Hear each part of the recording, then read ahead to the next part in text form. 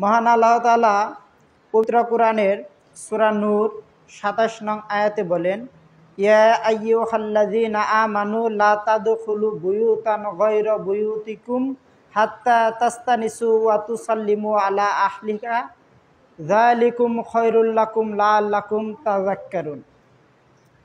হে ঈমানদারগণ, তোমরা নিজেদের গৃহ ব্যতীত অন্য কারো গৃহে গৃহবাসীদের অনুমতি ব্যতীত এবং তাদেরকে সালাম না করে প্রবেশ করো না। এটা তোমাদের জন্য কল্যাণকর। আশা করা যায় যে তোমরা উপদেশ গ্রহণ করবে।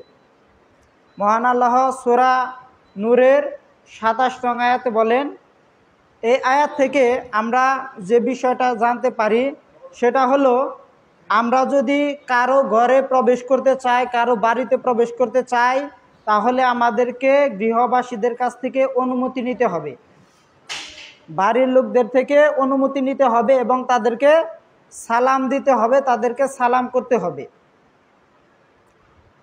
বর্তমানে আমাদের মুসলমানদের বাড়ির অবস্থা এমনই যে সেইখানে আপনার বাড়িতে যারা প্রবেশ করে তাদের কোনো অনুমতি নেওয়ার প্রয়োজন হয় না। বাড়িতে প্রবেশ করতে গেলে অনুমতি নেওয়ার প্রয়োজন হয় না এবং সালাম দেওয়ারও প্রয়োজন হয় না। অথচ আল্লাহ তাআলা সূরা নূরের ২৭ নং আয়াতে বলেন, তোমরা যদি কারো বাড়িতে প্রবেশ করতে চাও, কারো গৃহে প্রবেশ করতে চাও, তাহলে গৃহবাসীদের কাছ থেকে তোমরা অনুমতি নাও। গৃহবাসীদের কাছ থেকে অনুমতি নিতে হবে এবং তাদেরকে সালাম দিয়ে প্রবেশ করতে হবে। তো আপনার বাড়িতে যে কোনো মুসলমান যদি প্রবেশ করতে চায়, তাহলে যে সালাম বা অনুমতি নিবে, তো আপনার বাড়িতে কোনো বেড়াও নেই, কোনো গেটও নেই। তো বেড়া বা গেট না থাকলে কিভাবে সালাম দিয়ে অনুমতি নিবে? আর আমাদের অঞ্চলে, গ্রাম অঞ্চলে মুসলমানদের বাড়ি ঘরের অবস্থা এমনই যে সেখানে গরু ছাগলের মতো মানুষ চলাফেরা করতে পারে। একটা জমি যদি থাকে, সেইখানে যদি কোনো বেড়া না থাকে, কোনো আবদ্ধ যদি না থাকে, গরু ছাগল যেরকমভাবে ওই জমিতে চলাফেরা করে, আমাদের দেশে আমাদের প্রতিবেশী বলেন বা যাই কিছু বলেন, মাহরাম নন মাহরাম মানুষ সেখানে আমাদের বাড়িতে একইভাবে চলাফেরা করে। আমাদের পর্দার কোনো বালাই নেই আমাদের সমাজে। অথচ আল্লাহ তাআলা বলতেছেন, অনুমতি নিয়ে সালাম দিয়ে তারপরও কারো বাড়িতে প্রবেশ করতে হবে। আপনি যদি কারো বাড়িতে প্রবেশ করতে চান, আপনাকে অনুমতি নিতে হবে এবং সালাম দিতে হবে। আপনি বাড়ির গেটে গিয়ে বলবেন, আসসালামু আলাইকুম, আমি কি প্রবেশ করতে পারি? যদি আপনাকে বাড়ির মালিক অনুমতি দেয় যে ওয়া আলাইকুম আসসালাম, আপনি প্রবেশ করতে পারেন, তাহলে আপনি প্রবেশ করতে পারবেন। আর যদি অনুমতি না আসে তাহলে আপনি প্রবেশ করতে পারবেন না।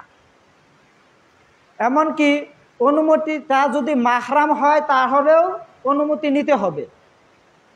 মুয়াত্তা মালিকের 1729 নম্বর হাদিস। এক ব্যক্তি রাসূল সাল্লাল্লাহু আলাইহি ওয়াসাল্লামকে জিজ্ঞেস করলো, হে আল্লাহর রাসূল, আমি আমার মায়ের সাথে একই ঘরে থাকি, আমি যখন ঘরে প্রবেশ করব তখন কি আমার মায়ের কাছ থেকে অনুমতি নিতে হবে?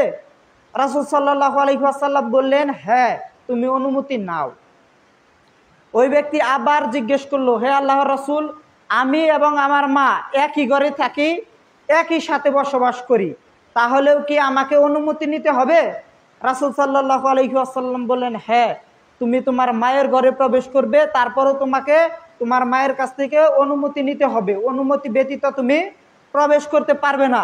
তুমি কি তোমার মাকে উলঙ্গ অবস্থায় দেখতে পছন্দ করবে? ওই ব্যক্তি বললেন, না।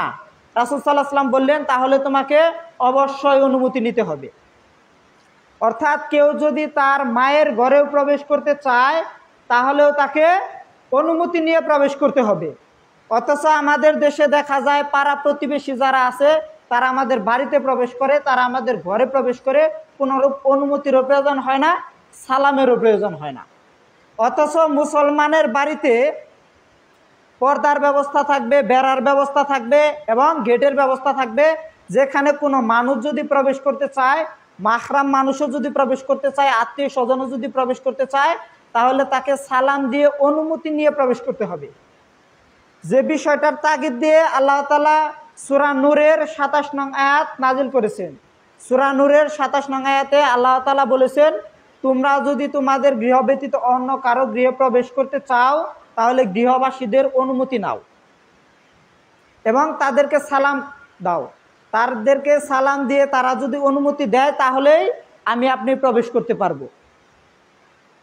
তো আজকে আমার এই জুমার খুতবা যারা শুনবেন তাদের প্রতি আমার একটা অনুরোধ, যেহেতু আমরা মুসলিম, আমরা এই আয়াতের বাস্তবায়ন করি, তাকি আমাদের বাড়িতে, আমাদের প্রত্যেকের বাড়িতে গেটের এবং বেড়ার আমরা ব্যবস্থা রাখি, যাতে কোনো ব্যক্তি আমাদের বাড়িতে অনুমতি ব্যতীত প্রবেশ করতে না পারে।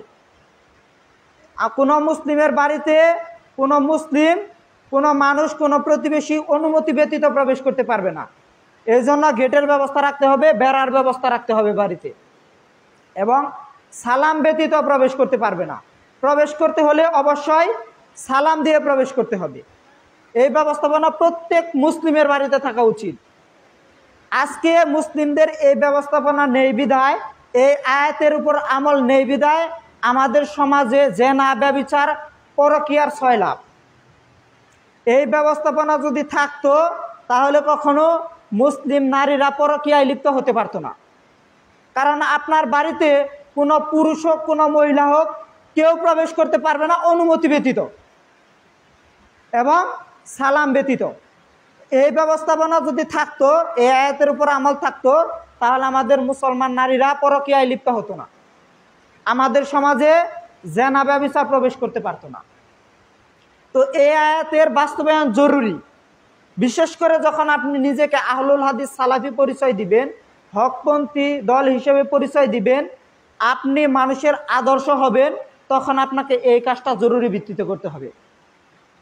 আপনি যখন মসজিদের ইমাম হবেন, মসজিদের খতিব হবেন, মসজিদের সভাপতি হবেন, মসজিদের সেক্রেটারি হবেন, মসজিদের ক্যাশিয়ার হবেন, সমাজের দায়িত্বপ্রাপ্ত ব্যক্তি হবেন, সমাজের দায়িত্বপ্রাপ্ত আলেম হবেন, আপনাকে যখন মানুষ অনুসরণ করবে তখন আপনার বাড়িতে সর্বপ্রথম এই ব্যবস্থাপনা করতে হবে।